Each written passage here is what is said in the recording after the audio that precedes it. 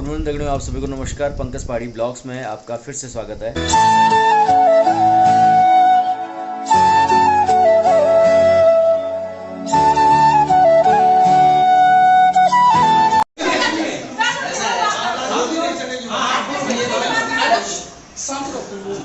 आई है उस पर एक्शन हो रहा है और जो आप चाहते हैं वैसे ही हो रहा है। नहीं हम क्या चाहते हैं वो सब हटेंगे, इनफैक्ट सारे ही डॉक्टर हटेंगे। मैं भी माननीय गुजारिश करता हूँ कि हम सब लोग विश्वास हो गया है। अब मैं आप लोगों के बीच रहा अब लेकिन इस तरह की स्थिति हो गई है कि मुझे लग रहा है कि कई बार मिथ्या दोषारोप किया जा रहा है। जो कल का केस है मैं उसके बारे में साफ बता दूं, आप चाहे जो आप करिए। मैंने इनसे पूछा कि क्या है, मैंने फिर आपका किसी का फोन आया था, मैंने कहा उसका पोस्टमार्टम कराइए अगर कोई भी डाउट है। पोस्टमार्टम के लिए भी तैयार नहीं हुए लोग। अगर वो भर्ती होना चाहती थी तो वही होती। मेरी बात पहले पहले मेरी बात भाई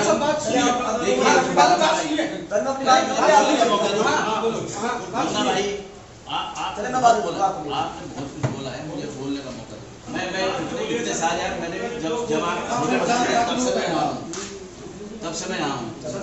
जब छोटे बच्चे थे तुम लोग सब, उसको मैंने अपने तरफ से जो भी लीगल बात हो सकती थी वो सब करने की कोशिश की। उसका पोस्टमार्टम हो जाता है। पहली बात वो भर्ती नहीं हुई, डॉक्टर पर दोषारोपण हुआ, वो भी गलत था। ये वो भर्ती होते, अगर भर्ती नहीं होती तो अधीक्षक से बताते, अधीक्षक से नहीं होता तो मेरे से बताते। भर्ती क्यों नहीं हुई? उनकी अपनी मर्जी थी, वो भर्ती नहीं हुई। बताओ भाई, पेशेंट को घर पे बुखार था, घर पे ट्रीटमेंट ले रही थी पेशेंट। तो मेरे पास रात को लेके आया। रात को बहुत रश आवर होते हैं, बहुत हैवी रश रहता है रात के समय। और हम क्या करते हैं, पेशेंट का ट्रीटमेंट राइज के हिसाब से करते हैं। जो सबसे सिक पेशेंट होता है उसको सबसे पहले देखा जाता है। हालांकि दो बहुत ज़्यादा सिक पेशेंट होने के बाद भी, क्योंकि महिला पेशेंट थी, मैंने उस पेशेंट को आके देखा। हालांकि बेड की कमी थी डेफिनेटली, मैंने उस महिला को बेड दिलाया। बेड किसको दिलाया? उनकी पड़ोसी थी। उसी बेड में पेशेंट को लेटाया, पेशेंट का पूरा एग्जामिनेशन किया। पैरामीटर पेशेंट के ठीक थे, पेशेंट को पेन था, उसके मैंने पेशेंट को इंजेक्शन लगाया। और इंजेक्शन लगाने के बाद हमने एडमिशन के लिए बोल दिया। फिर मैं दूसरे पेशेंट को देखने चला गया। फिर हम क्या करते हैं, पेशेंट का रिस्पॉन्स देखने जाते हैं, पेशेंट को दवाई से आराम पड़ा कि नहीं पड़ा। जब मैं पेशेंट के बाद दोबारा देख गया वहाँ पर, तो पेशेंट बेड पे नहीं थी। तो उनके पड़ोसी ने, जो बेड वाले पेशेंट थे, दूसरे पेशेंट थे, उन्होंने बताया कि ये पेशेंट शायद रिलीव हो गया, खुद घर चले गए विदाउट इन्फॉर्म किए गए। उसके बाद हमने पूछा कि अगल बगल ढूंढा, पेशेंट नहीं मिली हमें। फिर हम दूसरे काम में लगे। अगर पेशेंट रात को एडमिट हो जाती है, घर नहीं जाती, तो हम कुछ बता सकते हैं पेशेंट को क्या हुआ, कैसे हुआ, क्यों हुआ। पर पेशेंट जब रुकी नहीं वहाँ पर और घर वो चल के गई है पेशेंट, या जैसे गई है घर तक तो पेशेंट गई है, घर पे उसके साथ क्या कैजुअलिटी है हमें नहीं पता। अगर मेरे पास पेशेंट रात के समय होती तो मैं कुछ कर पाता। और मेरा बिहेवियर सब लोग जानते हैं, किसी के प्रति मेरा कभी दुर्व्यवहार यहाँ पर नहीं रहा है। अगर पेशेंट के घर वाले आते, कोई महिला उसके साथ आई थी जो कह रही थी मैं उसकी रिलेटिव हूँ, मेरी बात हुई। मैंने कहा पेशेंट को हमने जितना हमारे पास साधन होता है और जितना हमारे नॉलेज, उस हिसाब से पूरा हम इसको करते हैं। पेशेंट चाहे वो बुरा हो अच्छा हो, उसके लिए भाई भी नहीं रहा हो, ये कह सकता हूँ कि वो शराब के नशे में था उसका भाई। दुर्भाग्य ये हॉस्पिटल में आई, रात को आपकी ड्यूटी थी वहाँ पे, और आपकी ड्यूटी थी उसमें ना, तो उसको बेड मिला। उसके बाद उसकी माँ और उसके भाई से जो मेरी बात हुई है, वो मेरे पास सब कुछ एविडेंस है उसका। और उसने कहा मेरे को बेड नहीं मिला वहाँ पे। कभी रात को हम मान सकते हैं कि बेड नहीं होता है, तो बेड नहीं मिला तो आप लोगों ने उसको 2 इंजेक्शन लगाए लगातार। और उसके बाद इंजेक्शन लगाने के बाद साहब, वो सदन साहब चिल्लाई, वो लड़की बहुत ज्यादा चिल्ला गई। वो चिल्लाने के बाद उसको ये कहा गया यहाँ पर कि मतलब जो लोग थे कि औरत को यहाँ पर हल्ला कर रही है, बाहर ले जाओ इसको। उसका जो दर्द रुका नहीं, शायद अंदर वो तो आप लोग जानते हैं, जो मैं कह रहा हूँ आपका सरासर आप सबके गार्जियन हैं, माननीय हमारे बहुत सम्मानित विधायक जी हैं, माननीय एसडीएम साहब हैं। लेकिन सर जो इतनी बड़ी घटना हुई है, 2 इंजेक्शन लगाने के बाद वो लड़की तड़प गई है, क्या वो इंजेक्शन किस प्रकार का इंजेक्शन रहा होगा? क्या वो बैड का इंजेक्शन रहा होगा? मैं ये पूछना चाह रहा हूँ। हमारी बहन थी, मेरी बगल में थी, मुझे दर्द था अपनी बहन, मेरी अपनी बहन थी।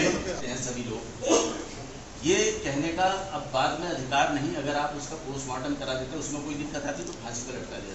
एसडीएम साहब ने मुझे फोन किया था कि ऐसा कुछ मामला है। मैंने कहा आप उसका केस भी रुकवा दो, उसका चाहे पोस्टमार्टम हो जाएगा, उससे अगर यहाँ नहीं होगा तो वो पेशर हो जाएगा, वो पेशर नहीं होगा श्रीनगर हो जाएगा।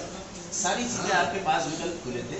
और मैं ये समझ रहा हूँ, मैं खुद कंफ्यूज हूँ, मेरे ये डॉक्टर भी है, पता नहीं ये कैसा ले रहे होंगे, मैं ये कंफ्यूज हूँ, ये पता नहीं कहाँ से फ्यूल्ड है ये आपका आंदोलन। मैंने इतने दिन सेवा की, लेकिन इस समय में कंफ्यूज हो गया। हम लोगों ने तो ये निर्णय लिया है कि सारा सेट ही बदल दिया जाए। यहाँ दूसरा सेट लाइए मान दिए। देश की प्रधानमंत्री इंदिरा गांधी मेरी देश नहीं चला। ऐसा नहीं है, समझिए मत बोलो सबको। ऐसा नहीं है सर, ये ऐसा नहीं है, ऐसा नहीं है। देश नहीं चल रहा, आज ही चला देश। इंदिरा गांधी थी तो हमें ये सूचना मिली है कि आपने रात में उन्हें फोन किया नरेंद्र मोदी को कि आप पीएम मत कराइए। मैंने तो किसी बात में तो जानते थे यार थोड़ा सा नहीं, आपका एक केस है मेरे पास, आपका एक केस है। सुनिए सर, मेरे पास एक केस है आपका पर्सनल, सुनिए सर, रिकॉर्डिंग है मेरे पास। मेरे पास नहीं, मेरे पास रिकॉर्डिंग है। आपने ऑपरेशन किया है, आयुष्मान कार्ड लगा है, उसमें हॉस्पिटल के उसमें पैसा आया है। आप बोल रहे हैं कि भाई ये हॉस्पिटल के उसमें आया है, मेरे पास रिकॉर्डिंग है। और वो आदमी सामने नहीं आएगा तो आप तरह से मैं उसके मान आने का दावा करूंगा, मैं करूंगा उस पर। अब क्या होना चाहिए, उस रास्ते पे चल रहा हूँ। ऐसा नहीं कि ये हो गया, जो हो गया तो बहुत बुरा हुआ, लेकिन इससे आगे बुरा ना हो इस बारे में सोचना। सर प्लीज, डॉक्टर बदले जाएंगे, दूसरा आएगा। अगर यही व्यूज डॉक्टरों के दिमाग में रहे कि यहाँ की पब्लिक खराब है, ये पब्लिक सुने सर, सुनने में क्या दिक्कत है। डॉक्टरों के दिमाग में यहाँ पे रहे कि डॉक्टरों की पब्लिक खराब है, पब्लिक के दिमाग में ये रहे कि डॉक्टर खराब है, तो समस्या का समाधान बिल्कुल भी नहीं है। डॉक्टर साहबों को और पब्लिक को संयमता जरूर ही बदलनी पड़ेगी। निश्चित कुछ कमियां हॉस्पिटल का क्या कमी है। आप मुझे तो सुनने में आया, मैं बहुत पब्लिक कहते बहुत रहता हूँ, लेकिन सामने बहुत समझता हूँ। यहाँ पे जो आपकी जो इंजेक्शन लगा रही है वो शायद हल्के बिना पैसे की लेडीज है, लड़कियाँ हैं, उनसे भूल भी सर में क्या आपका इंजेक्शन बदले जा रहे हैं, पब्लिक डोमेन में आ रहा है। पब्लिक की उम्मीद है और पब्लिक को जानकारी भी चाहिए, पब्लिक की उम्र भी ये कहना है। जरूरी नहीं सब डॉक्टरों के हिसाब है। डॉक्टर भदौरिया जो है, भदौरिया सर और डॉक्टर पुरेश के नाम पे तो काफ़ी पेशेंट बोलते हैं कि बहुत अच्छे हैं। मैंने 2-3 पेशेंट भेजे हैं, बिल्कुल भी शक नहीं है। और सज्जन साहब कितने साल से कर रहे हैं, क्या आजकल कुछ स्टार खराब चल रहे होंगे आपके भी, स्टार को कोई नहीं रोक सकता है। हो रही होंगी कुछ कमियाँ, आपसे भी हो रही होंगी, पब्लिक से भी हो रही होंगी, लेकिन इसका सोचने से नहीं सब बदल जाए, दूसरे आने को तैयार न हो। वो 2 दिन आए फिर छुट्टी में चल जाए, कैसे चलेगा हॉस्पिटल, इस बारे में सोचना पड़ेगा। आप तो हम चल देंगे, दूसरा अगर 2 दिन में कि यहाँ घबराओ हम भी चल देते हैं। हॉस्पिटल चलाने की बात की जाएगी विधायक जी, हॉस्पिटल कैसे चले, पब्लिक को सामना कैसे, पब्लिक ठीक कैसे हो, इस बारे में सोचा नहीं। इसकी ड्यूटी आप वहाँ से शुरू कीजिए। तो जो बच्चियाँ दवाई दे रही हैं, इंजेक्शन लगा, वहाँ तो आपके हाथ की बात है सर।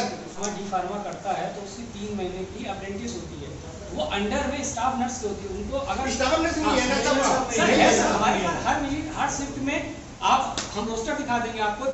हमारा बालक भर्ती था विधायक जी, वो सुबह सर डोज लगाने आए, जिसके साथ जागरूक पेशेंट है उसको ठीक है। जब वो आए तो उन्होंने हमारे बालक को पहले डोज लगाया, फिर दूसरी लड़की आई, बोल भैया इस अंकल इस डोज मैंने कहा इसमें तो अभी लगी, मैंने कहा पर्चा खाए, जो एडमिट का कहीं पर्चा नहीं है। मैंने कहा एडमिट का पर्चा तो लाओ तुम, की डॉक्टर साहब ने क्या डोज दी है, उनको पता ही नहीं है।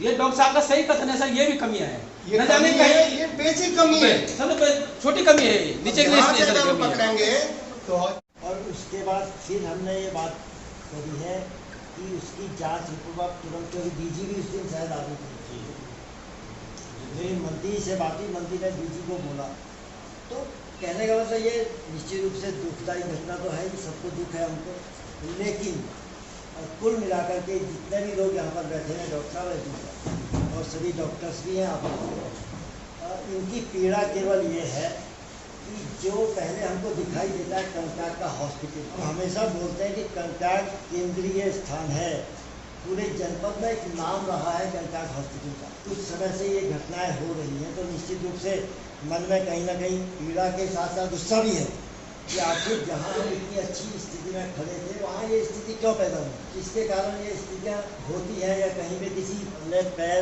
काट दिया, कुछ हो गया तो उसको हटा दो। चिकित्सालय में हम ऐसी स्थिति में खड़े हो गए, हॉस्पिटल आप सीएमओ हैं, आपके पास पूरी जिले की जिम्मेदारी, हम तो स्वीकार करते हैं कि डेली इन डॉक्टर्स के साथ बैठे हैं आप, और डॉक्टर्स के बाद स्टाफ की भी बात आ रही है कि स्टाफ भी गलत कर रहा है, गलत व्यवहार कर रहा है, तो देखिए ये हम सुधार इसमें बहुत ज़्यादा ये नहीं है कि हम इसको वहाँ कर दें उसको वहाँ कर दें। अगर वो आके भी ऐसी करेगा तो हमको अपना व्यवहार बदलना पड़ेगा, क्योंकि डॉक्टर्स को हमेशा भगवान माना जाता है और लोग इसी टाइम तुरंत जरा बुखार आ गया, जुकाम हो गया, कुछ भी हो गया, तुरंत दौड़ते हैं हॉस्पिटल कि यार हम ठीक होके आएंगे। और अगर ऐसी स्थिति में हम आज कंकाल में खड़े हैं तो मैं समझता हूँ इससे दुर्भाग्यपूर्ण स्थिति कभी आ ही नहीं सकती। कहते कितनी गंदगी थी वहाँ पर, सफाई के लिए बोला था, झाड़ी वहाँ पे नहीं कटी गई है शायद अभी भी नहीं, मुझे बताया गया। तो कुल मिलाकर के आप हैं तो आप वहाँ भी देख योजना शुरू करी, 5 लाख तक का इलाज हमारा हो रहा है। अपनी प्रदेश की सरकार ने अटल आयुष्मान योजना शुरू करी, इसमें 5 लाख का इलाज हो रहा है। वही तो कह रहा हूँ और क्या कह रहा हूँ, जो धनाढ्य है वो तो चले गए, लेकिन हम लोग कुल मिलाकर के ऐसी स्थिति में नहीं है कि साहब 10,000 50,000 1 लाख खर्च करके देहरादून जाए वहाँ इलाज कराएं। भाई जब हमारा आयुष्मान है सरकार ने उसकी ये जिम्मेदारी आपकी है, आप क्योंकि सरकार से जुड़े हुए हैं और हम तो हमेशा बोलते हैं कि साहब जो जाग से बागेश्वर से इधर से इलाज कराने आते हैं आपका क्या कहना है कि अव्यवस्थाएं कब तक दूर होंगी? अव्यवस्थाएं दूर करने के लिए पहले ही दिन मीटिंग ले ली गई थी। जैसे मैं छुट्टी से लौटा था उसी समय सबको एक मीटिंग लेकर मैंने समझा दिया था और डॉक्टर थपलियाल जो अधीक्षक हैं उनसे भी बता दिया गया था कि सारे व्यवस्थाएं सुधर जाएँ। इस मामले में एक डॉक्टर थपलियाल ने मुझे समय रहते वो दे दिया था इंक्वायरी करने का। इंक्वायरी उसकी हो गई है, उसको उच्चाधिकारी को भेज दिया गया है। कई बार ये होता है कि डॉक्टर कुछ केस इस तरह से हो जाते हैं कि डॉक्टर की गलती ना होते हुए भी उस पर ऐसा लगता है कि वो दोषी है। ये कुछ इसी तरह के केस हैं, क्योंकि इससे अगर जनता में रोष होता है तो डॉक्टर्स का मनोबल भी टूटता है। ऐसा नहीं होना चाहिए, क्योंकि हम लोग आपकी सेवा के लिए ही हैं। लोगों ने मनोयोग से सेवा की भी है। व्यवस्थाएं जहाँ तक सुधारने की बात है, दवाओं की कोई कमी है नहीं, दवाएं पर्याप्त मात्रा में उपलब्ध होती हैं। कभी कभार कोई ना कोई दवा बाहर से मंगाई जा सकती है, वो हर जगह पे होता है। हर अस्पताल में एक आध कोई दवा ऐसी हो सकती है जो ना उपलब्ध हो, मंगाई जाए, लेकिन अधिकतम दवाएं अस्पताल में उपलब्ध होती हैं। संसाधनों की भी कोई कमी अभी है नहीं। स्पेशलिस्ट भी उपलब्ध करा दिए गए हैं। जितने स्पेशलिस्ट अब से 10-20 साल से नहीं आते थे, आज की तारीख में उपलब्ध हैं। जांच रिपोर्ट पूरी हो गई है, आपने उच्चाधिकारी को भेज दी, ऐसा आपका कहना है। इस जांच रिपोर्ट में आखिर कौन दोषी है? तो उसका विषय इसको सार्वजनिक नहीं किया जा सकता, ये कुछ लीगल कारण होते हैं। ये मैंने उनको बता दिया है माननीय विधायक जी को, और उसमें जो भी दोषी होगा उसके खिलाफ कार्रवाई होगी। इसके साथ ही जो भी डॉक्टर्स हैं जिन्होंने लिख के भी दिया है कि हमको यहाँ से बदल दिया जाए, उनको भी हटा दिया जाए। आज डॉक्टर का ये भी आया है कुछ कहने में कि वरिष्ठ डॉक्टर जो अस्पताल में है वो इस प्रकार के माहौल से तनाव में है और वो अपना यहाँ से स्थानांतरण चाह रहे हैं। उसमें 5 डॉक्टर के नाम स्पेशली आए हैं। क्या वो अपने स्थानांतरण उसमें आप भी शामिल हैं कि हम भी कॉन्ट्रैक्ट से जाएँ? क्या ऐसा है कि वो डॉक्टर यहाँ से स्थानांतरण चाहते हैं? जी ऐसा है, क्योंकि सभी डॉक्टर मेरे से मिले और इतने, क्योंकि आक्रोश डॉक्टर्स में भी है कि ये भाई अनावश्यक दोषारोपण भी हो रहा है। इन्होंने बताया है कि मेरी गलती नहीं थी, तब भी मुझे दोषारोपित किया गया। कल वो पेशेंट भर्ती हुई नहीं थी, मैंने स्वयं भी पोस्टमार्टम के लिए रिक्वेस्ट की थी, उन्होंने पोस्टमार्टम के लिए कोई राजी नहीं हुआ। दूध का दूध पानी का पानी हो जाता। ऐसा लग रहा है कि अस्पताल को थोड़ा निशाना बनाया जा रहा है। मैं भी उसमें शामिल हूँ। मैंने भी लिख के दिया है कि मैं भी अब मेरा अन्यत्र स्थानांतरण चाहे देहरादून बॉडी कहीं अन्यत्र कर दिया जाए, और दूसरे डॉक्टर्स ने भी लिख के दिया है। तो इसमें हम स्वीकारते हैं कि हमने दिया है कि भाई अगर अविश्वास है तो उसका सेट ही बदल दिया जाए। आज की तारीख में स्पेशलिस्ट सभी उपलब्ध हैं और आ भी गए हैं। किसी के जाने से कभी कार्य तो रुकता नहीं। हो सकता है कि अगर वातावरण यहाँ अनुकूल नहीं है तो लोगों की ये इच्छा है, उनका अधिकार भी है कि वो लिख के दे दें कि हम यहाँ न रखा जाए। और तब तक आप यूं ही पंकज पाड़ी ब्लॉग्स को देखते रहिए। और नीचे आपको जो नीचे की साइड यहाँ पे सब्सक्राइब का बटन दिख रहा होगा, इसको क्लिक कीजिएगा और उसके बगल में जो घंटी का बटन आप देख रहे होंगे उसको भी क्लिक कीजिएगा, ताकि मेरी जो और भी वीडियो आए वो आपको जल्दी आपकी नोटिफिकेशन में मिल जाए। तो आप बने रहिए पंकज पाड़ी ब्लॉग के साथ और फिर मिलते हैं एक नए ब्लॉग के साथ। तब तक के लिए नमस्कार, शुभ रात्रि, बाय बाय।